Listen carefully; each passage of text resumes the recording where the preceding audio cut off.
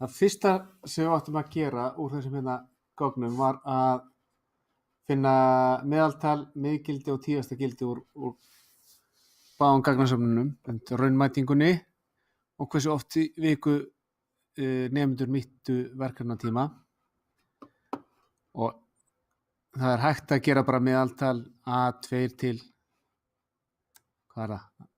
A97.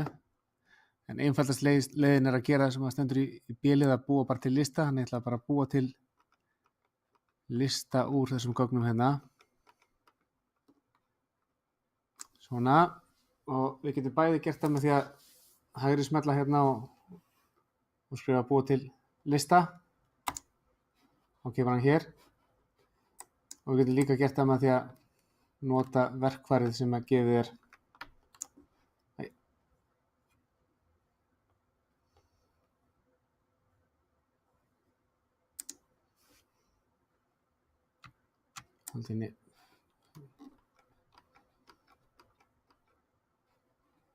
svona, velja tölunar og velja verkfærið hér, búa til lista. Og þá getum við líka strax nefnt listan okkur eitthvað hérna. Ég ætla að kalla þennan lista bara verkefnatímar eða VAFT bara sem styttingu.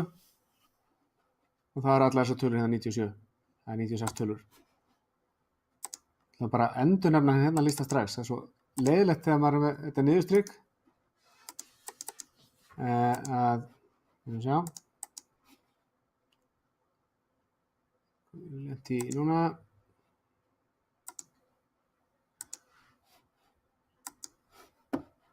svona listi 1, ég ætla að endurnefna hann, ég ætla að kalla hann bara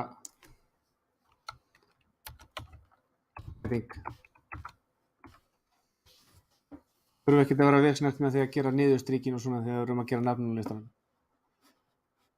Og nú get ég bara reiknað úr þessum listum. Þið sjáum að ég er með inntaksreiti minn hér en ekki hérna inn í algebruglugganum. Það er að því ég fór hérna í skoða og valdi inntaksreitin. Nú sér það núna hann hoppar hérna upp en það er bara svo lítið pláss hérna. Það er auðvitað að sjá. Þannig að mér finnst betra að hafa hann hérna bara niðri.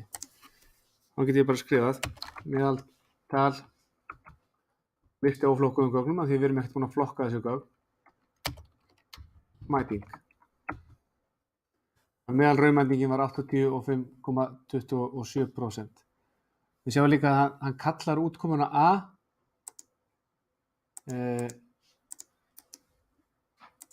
Það er ágætt að endurnefna það líka. Ég ætla að kalla þetta, í staðan fyrir A, kalla þetta bara meðaltal mæting. Við tínum ekki útkomunum okkar.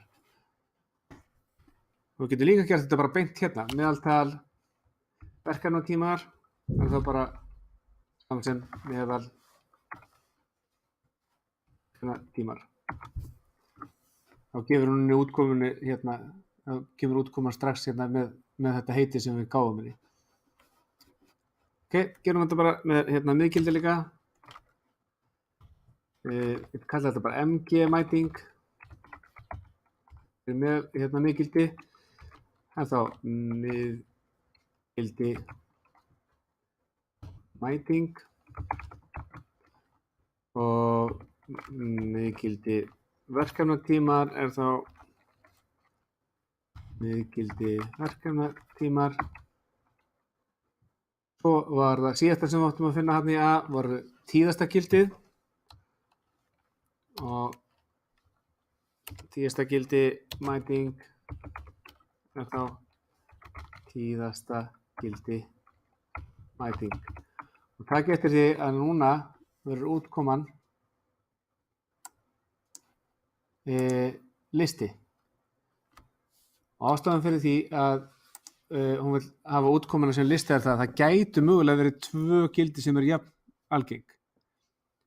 Og þá myndu vera 2 útkomur. Þannig að þá þarf hann að setja það upp í lista. Þess vegna er hún með að sjálfgefa að búa til lista úr tíðasta gildinu til þess að geta verið með fleiri svör. En í þessu tilfelli er bara 100% mæting, það er það algengasta. Ef það 99% hefði verið jafn algeng, þá hefði verið hérna 99,100 þessar 2 útkomur. Prófum bara hvernig verkefnatímar eru. Síðasta gildi verkefnatímar, þá síðasta gildi verkefnatímar. 3 algengasti fjöldi verkefnatíma sem nemendur mæti á viku í þessari könnun. Ok, þá erum við búin með A-lið og við erum komin á stað með B-lið, þar að segja að við erum búin að búa til lista úr raunmætingunni og nýtingu verkefnatíma. Og það sem ég baði ykkur að gera núna var að búa til tíðnitöflu úr verkefnatímanum. Við ætlum bara að minnka það hérna. Það er að segja, við ætlum að búa til töflu þar sem við stöndum hérna 0, 1, 2, 3, 4, 5 og hversu margir eru 0 sinnum, hversu margir eru 1 sinni og svo framvegis. Við getum bara að skrifa hérna 0, 1, 2, 3, 4, 5 og talið hversu mikið er á hverju, en við ætlum að láta bara GeoGebra gera þetta fyrir okkur. Einhvæmt verkefnatímar og tíðni verkefnatímar og þessi listar hérna uppi. Þetta hérna er sem sagt listi sem er einhvæmt úr verkefnatímalistanum, úr þessum lista hérna sem er listi af óflokkuðum gögnum. Nú erum við að flokka gögnin. Þetta eru tölurnar sem koma fyrir í þessum lista, það er einhvæmt, og þetta eru tíðnitölurnar, hversu oft hver tala kemur fyrir. En það er svolítið óþægilegt að lesa þetta hérna, því að það eru 19 sem mæta 4 sinnum og 5 sem mæta 5 sinnum. Það er þetta að para þetta saman, þannig að við viljum sjá þetta hérna bara í almennilegri tíðnitöflu sem við getum líka svo kannski unni úr seinna. Þannig að við ætlum að fylla þetta í þennan dálk. Notum þessa skipun fylla dálk. Fylla dálk og að því að hún kann ekki stafrófið þá er þetta 4. dálkurinn, þannig að D. Ég ætla bara að setja það þar í dálk 4 og þetta er listi 1 það ekki og hendur hún á þar inn og nú ætla ég að sýna ykkur eitt trikk hérna. Ef ég ýti á öruna upp þegar ég er inn í intersetnum þá sé ég hérna síðustu skipanir sem ég hef gert. Þannig ég geti hérna bara valið þessa skipun hér til þess að þurfa ekki að stimpla allt þetta drastlín aftur. Breyta þessu hérna í lista 2 og þessu í dálk 5 og hendur hún tíðnitölunum í dálk 5 hann vil hérna á. Þannig að hér erum við komið með tíðnitöfluna. Ég ætla bara að lita þetta hérna þess að sjá, ok, hérna erum við komið með tíðnigildir. Nú, næst áttum við að búa til stöplarit úr þessum gögnum. Þannig að við ætlum að búa til stöplarit sem sýnir hversu margir nýta aldrei einu sinni og svo framvegis, bara að sjá þessar tölur hérna á myndrænan hátt. Og þá notum við í intersetnum þessa skipun fyrir stöplarit. Stöplarit, listi af gögnum og listi af tíðnitölum. Já, listi af tíðnitölum ætti að vera augljós, það er þessar hérna, seinni dálkurinn hér, það eru tíðnitölunar. Listi gagna er þá bara í hvaða gögn eru í þessum lista, hvaða gildi geta verið. Og það er þessi fyrri listi. Það er stöplarit, listi 1,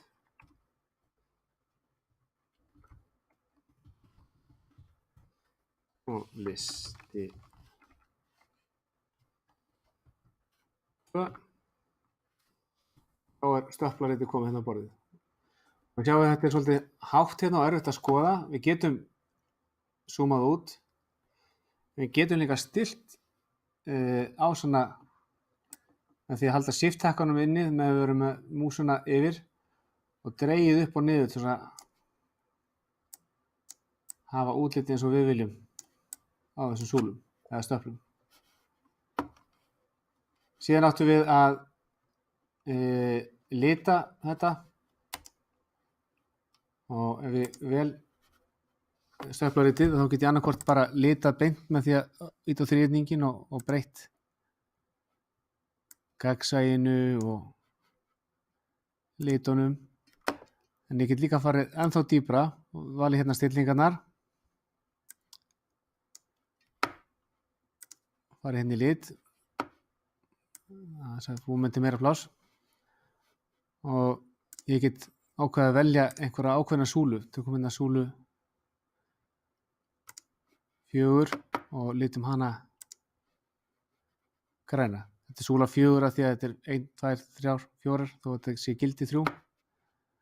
Kannski var þetta hérna eitthvað sem ég hef verið sérstaklega að reyna að sína fram á eitthvað. Já, þessi hérna hópur hérna, þetta er svo sem við höfum áhuga á. Það getur verið gott að lita hann sérstaklega. Síðan áttum við að teikna kassarit.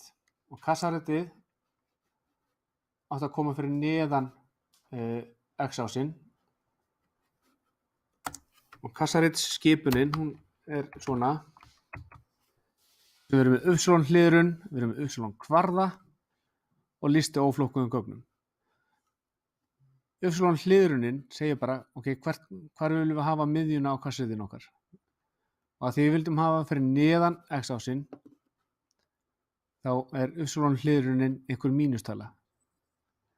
Hérna, -10 til dæmis, þá getum við bara sett kassaritið okkur hérna, þannig að miðjan á því verið hér. Skrifum þá bara -10. Y-kvarðinn, það er hversu breytt kassaritið er, mikið upp og niður. Og ég vil ekki fá það allarleið hérna upp, þannig ég ætla að hafa það kannski bara 5 upp og niður. Það myndi vera mjög þægilegt hér. Og núna erum við að vinna með lista á óflokkuðum gögnum. Það er þessir 2, lokum við hérna. Þessi 2 listar hérna, þetta voru óflokkuðu gögnin okkar og við ættum að gera úr verkefnatímanum, þannig að þá var það lista hérna sem við köllum VAF-T, eða ég kallaði VAF-T. Þannig að listi VAF-T. Og kemur kassariti hérna sem sýnir dreifinguna frá lægsta gildinu upp í hæsta gildið. Þessi 3 hérna er þetta strik sem er miðgildið, miðjan á þessari dreifingu er 3 og það eru jafn margir inn í hverjum fjórðung hérna. Það eru jafn margir á þessu svæði hér eins og hér og hér. Þannig að það eru rosalega margir sem voru hérna með 3 í einhvern. Og ef mismunir ekki þá er þetta bara lokin af verkefninu.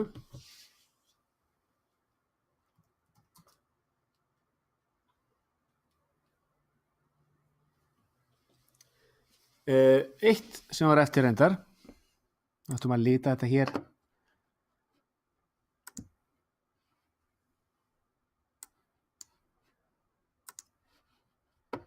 Það var sama hér, við getum gert það fyllra eða litað einhverjum skemmtilegum lit. Það sem þið áttu að gera líka var það að skrifa inn upplýsingarnar inn á teikniborðið